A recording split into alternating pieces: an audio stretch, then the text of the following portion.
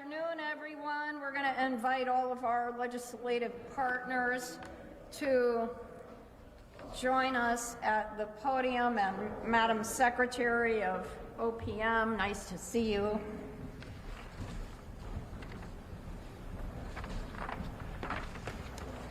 Well, good afternoon, everyone, and thank you so much for joining us today. This budget makes historic investments in our progressive values, historic investments in child care, education, health care, and supporting working and middle-class families. At a time when Connecticut is coming back in a big way from the pandemic and families are moving to our state in record numbers, this budget sets a course for strong, fiscally sound state government for the coming years. And we did all of this in a bipartisan and collaborative way. The days of gridlock with our budget-making process are in the rearview mirror, and that's why we've received multiple bond upgrades in 2021. That hasn't happened in more than 2 decades. The Connecticut comeback is real, and people are starting to notice. I am very proud of this budget's transformational investments in our state's women and families. We're bringing tax relief to 195,000 working families across our state through the Earned Income Tax Credit. Our nonprofits, many of whom provided critical services for women and families, will see a $100 million increase in state support. Through additional subsidies in our state health care exchange, we're providing 40,000 more people with access to health care. And we are investing record amounts in addressing mental health and combating opioid addiction, 2 healthcare crises or pandemics within the COVID-19 pandemic. We're investing record amounts in education with funding for early childhood, K through 12 education, while also making community college debt-free for everybody. So together with the American Rescue Plan, we're making generational investments in child care. Our budget expands access to affordable child care by providing $5.3 million to cover 3 months of parent fees in the Care for Kids program and $3.5 million to cover parent fees in state-funded child care services over the summer. This budget is bold, it's progressive, and it's also fiscally sound. It is the cornerstone of Connecticut's comeback, and I'm so grateful to our governor and our legislative partners for their hard work in making it happen. And with that, it is my great pleasure to introduce the leader of our state Senate, Martin Looney. Senator Looney. Thank you, Madam Lieutenant Governor. And as the Lieutenant Governor said, this is a historic and transformative budget, I believe, that we have passed in 2021, and helps us address many needs that have not been adequately met for a number of years during the difficult struggles we've had for the last 10 years at least, in terms of managing our state and addressing our pressing needs, but at the same time being in a period where we've been challenged in terms of our revenues and the predictability of our revenues. But as was said, this year, I think in a collaborative relationship with the administration, I want to thank the governor and Secretary MCCAW and all of the administration working closely with us to fashion what in the end turned out to be certainly a bipartisan budget, with 2/3 of the Senate Republicans voting for it and over 40% of the House Republicans voting for it as well. As the Lieutenant Governor said, it does meet critical needs in education, health care, early child care, expansion of insurance coverage, and also, as mentioned, we raised the earned income tax credit level to 30.5% of the federal credit, slightly higher than it was when it was first enacted at 30%. a number of years ago. It had gone down to 23% in the budget of 2017. In that bipartisan budget during a time of fiscal crisis. So there are many areas, and that's symbolic of it, where we have been able to restore funding, keeping pace with our phase-in for enhanced ECS. And I'm particularly proud of the fact that we have restructured the payment in lieu of taxes program to create greater equity by creating a three-tiered pilot system of 50, 40, and 30% reimbursement based upon the net grand list per capita of a community, with those under 100,000 net grand list per capita at the 50% level, 40% for those between 100 and 200,000, 30% for those above 200,000. Even at 30%, that's higher than the current level of reimbursement, which is about 25. So this is transformative, I think, in terms of municipal aid, and also builds equity into the formula in a way that had not previously existed, because in the past, a town got the same level of reimbursement under pilot, regardless of what its fiscal situation was for pilot-eligible property. And now we address need in a way that was not done before. So in a whole host of ways, this is a budget, I think, to be celebrated, and I think that's why it had such broad bipartisan support. Thank you. Thank you so much, Senator Looney. I'd now like to bring up the co-chair of the Finance Committee, Representative Sean Scanlon. Thank you, Madam Lieutenant Governor. Good afternoon, everybody. This is a great day. It's a great day for Connecticut. I think it's a very great day for me and my ranking member, Holly CHEESEMAN, to be here today to celebrate something that truly is not something that happens all the time, which is a bipartisan budget. And I think a lot of that is due to the governor and his leadership, Secretary McCaw and her leadership, and of course, Senator Looney and Speaker Ritter. But it started at the committee level, and it started with us trying to find some common ground. When I took this job 6 months ago, the first question that everyone would ask me is, what taxes are you going to raise? And I would try to turn that around and say, what taxes can we lower together?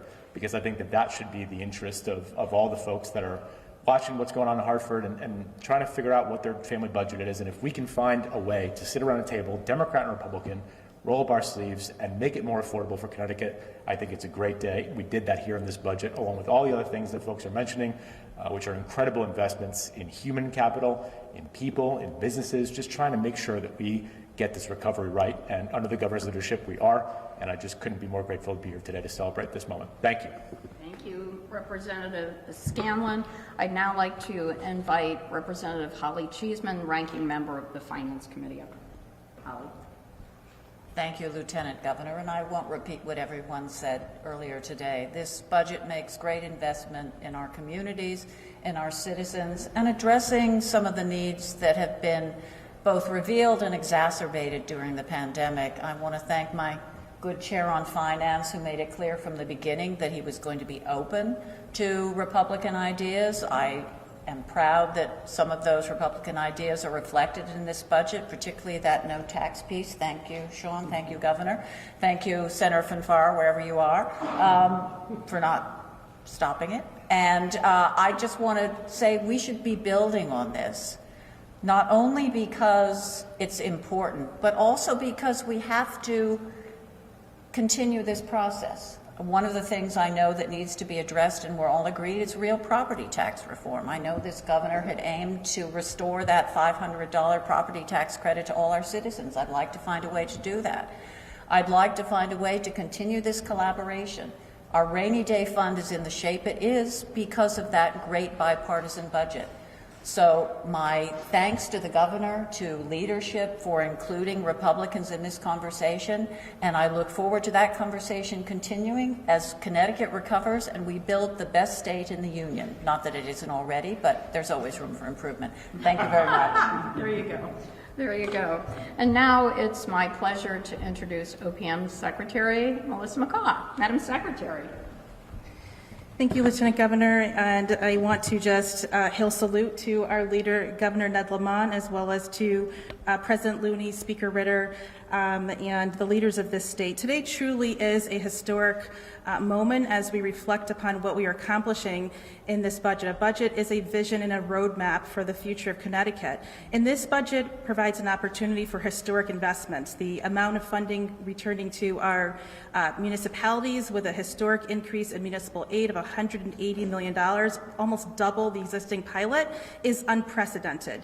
The investments in education, in criminal justice, the ARPA investments in workforce, the infusion of resources into economic development really provides us with an opportunity to rebuild, to foster growth, and to achieve a strong Connecticut comeback. And that's not just how the numbers look in the reports that you often see us present, but it's really about how it meaningfully moves the needle, moves the dial for the men, women, and children of this great state. So I will not belabor today's celebration, but I just want to say that we're very proud of the work that we've done in partnership with the leaders of the state, and we look forward to taking these investments and achieving a return, a strong return that will promote a strong Connecticut. Thank you very much. Thank you, Secretary McCaw, and I just want to thank your staff, Madam Secretary, and the staff of the Governor's Office that worked so hard to really make this happen, and it's now my pleasure to introduce our Governor, Ned Lamont.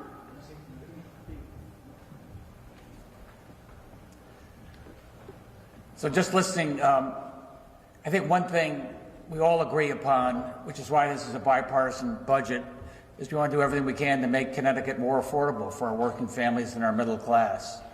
And that's what this budget does. For our working families, you heard about the expansion of the Earned Income Tax Credit. For retirees, raising the exemption for pensions and annuities, making it a little easier for our parents or grandparents to stay in the state. Special hats off to Marty Looney and the effort he put into our tiered pilot program. And that great expansion of resources for our towns and cities means that our towns and cities are more likely to be able to hold the line or even reduce property taxes. You add that to the fact that our grand lists are growing in many of our towns and cities by new real estate, be it commercial as well as residential, all serving to hold down the property tax, which is a tough tax, especially on the middle class. So I think that common effort is what brought us all together for this bipartisan budget, a budget that I think is built to last. And Jerry, would you like to say something before we sign? And I did want to introduce Representative Reyes, who is just the stalwart leader of the Black and Puerto Rican Caucus, who is always reminding us how important our urban communities are. And thank you so much for Thank you, coming. Lieutenant Governor. No, I'll be brief. I just wanted to come in and compliment and send my congratulations in a bipartisan way to all the hard workers that came through with this beautiful budget that puts Connecticut in a good place. And I have the privilege of chairing the Black and Puerto Rican Caucus, which runs the full gamut from ultra-liberal to ultra-conservative. We're all in there, and I can say, I believe that 100% of the BPRC supported this budget, and that says a lot. And to me, the equity pieces that are in this budget is reflective of good work, good groundwork, that everybody was listening, and, you know, it isn't perfect, but we're getting there, and it's a start. And I just want to be very congratulatory to everybody from the state of Connecticut for passing a bipartisan budget that Matt Ritter kept insisting was the perfect budget. And the BPRC and others kept pushing, but I am very happy for the budget that we passed. Congratulations to everybody who did this hard work behind me. Great. Thank you so much, Representative Reyes. And now, Governor, we're going to let you sit in this very impressive-looking chair. And so that is the budget, and you also have the initials. So you're going to go to that little yellow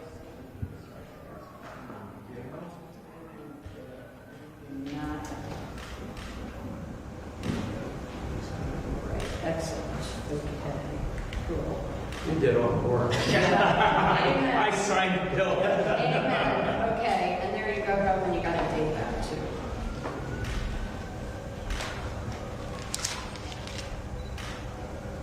What is the date? 23rd. So just make it a 3. There you go. You got it. Yeah.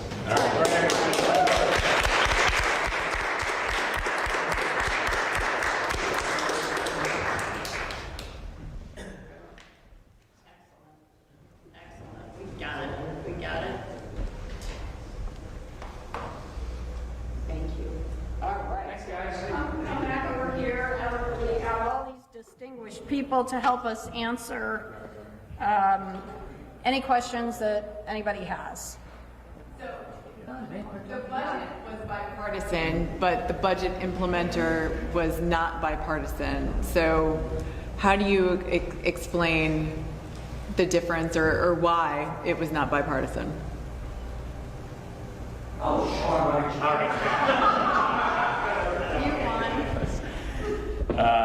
Listen, I think that the principles within the implementer are certainly something that both parties support. There were things that are in the implementer that people found objectionable, but I think that by and large, an overwhelming majority of what was in both those documents are things that both caucuses support, and I think that that's why we have found a lot of consensus on this.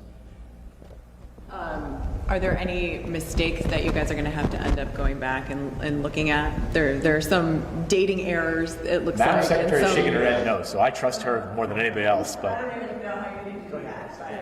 Not at this time, Christine. Obviously, there's no perfection, but at this time, based on what has passed, we believe we can work with the implementer. If we identify any critical needs, then certainly we'll bring it to the legislature's attention. But our implementer had, over 544 sections and 50 or more policies that were impacted. I'm sure there's probably one or two things in there. Right now, there's nothing that rises to the level of urgency, and we'll certainly take care of that if necessary. Could you tell us how much one-time revenue is being used in this budget? About $1.75 billion, about $560 million in the first year, and close to a little over $900 million in the second year. So about 1.75. That's pretty consistent with the amount that the governor had included in his proposal to the legislature. And that consists of, is that the federal coronavirus relief funding plus any, for instance, the OPM put out the monthly report, and there's a big reduction in the year-end surplus estimate because I believe carry forwards. So that it only reflects the American Rescue Plan Act state fiscal relief fund. You'll recall that was a $2.8 billion fund. About $1.75 billion is used for budget balancing. And then in addition to the $46 million budget that was approved, there was about $492 million in the use of surplus. And those range from a myriad of adjustments: supports for education, for our higher ed institutions, supports for the nursing home industry, private providers, all critical investments we felt to make sure that this budget was well-rounded. And revenue growth, I imagine you're assuming some of the increase is going to be covered by revenue growth. Is there any? That's correct. Well, it ranges by revenue source, but certainly not unreasonable in the range of 3 to 4%. We'll obviously continue to monitor our projections. We are spot on with withholding. Sales and use tax is still coming in a bit favorable, so we're monitoring that. We don't close until August 6th or thereabouts, so a couple more months to go. And then what about federal funds? So how many federal funds from the American Rescue Plan do we have that are not been allocated yet that might come up in a special session? $233 million. So of the 2.5 billion is allocated in the budget. About 233 that's remaining for commitments, which could be some funding for the third year or other investments that we didn't get to take care of in the first round. Melissa, can you talk about how you're going to chip away the long-term debt? Well, here's what I would say. You probably saw our latest comptroller's report. We project to make about a $1.3 billion payment into our budget reserve fund, close of the year around $4.4 billion. That's 21% of next year's appropriation. Significant place to be. That alone is allowing us to pay down pension unfunded liabilities. Some of those savings are reflected in the budget, some are not, because the numbers keep improving. So what you see is that progress has already begun, which is why the rating agencies applauded and recognized Connecticut. We're doing it in pension. We're seeing lower debt service costs because of the right sizing of our portfolio, lower interest rates, timing of sales. We also had about $50+ million in this budget for healthcare savings. The CREATES initiative has efficiency, so that work is embedded in this document that you have in front of you. And as far as what do we do about the out years, these are investments that have to be used in a way that move the needle. The workforce development, there's over $110 million to help people get back to jobs that are in demand here in Connecticut. That improves revenues, right? And so there's strategic investments in here that should help us to grow to meet some of those costs. Can I just add to that? Jody, I just want to add, this is for the first time in history, we're actually beginning to pay down the mortgage. That mortgage, as you refer to, is that long-term pension obligation that we've had. You know, for years and years and years, the state didn't even make their actuarially required contribution. That would just increase the mortgage amount, that principal amount that's due. As Melissa just said, this year we're paying off about, $1.3 billion. You know, that saves future governors and future appropriations chairs and finance chairs about $100 million a year. That's what that annual savings is going to mean to the state. And when they didn't make the contributions, that went in the other direction. So we got a long way to go. I'm not, overstating that, but it's a start. Representative Cheeseman, would you like to respond to anything that you've just heard?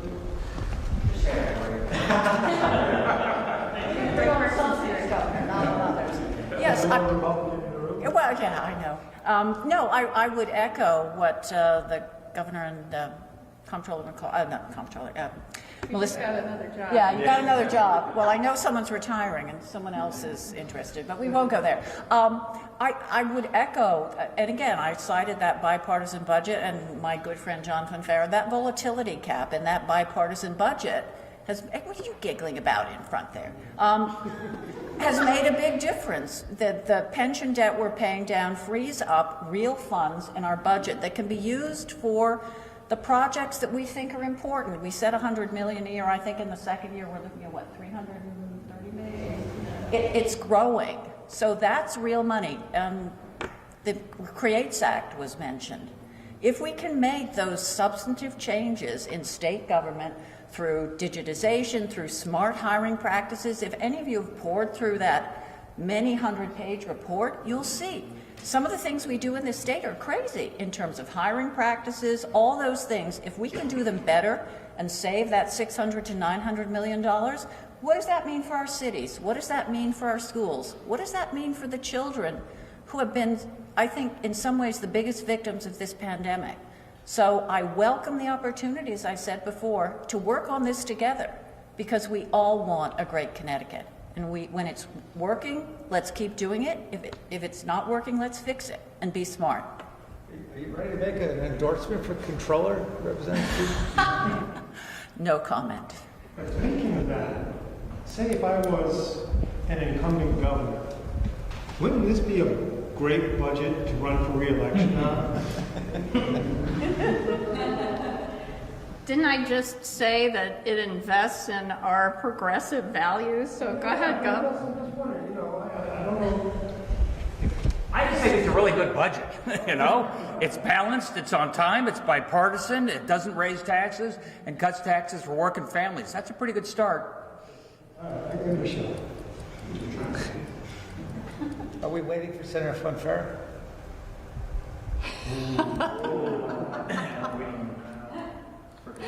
Thanks, everybody. Well done.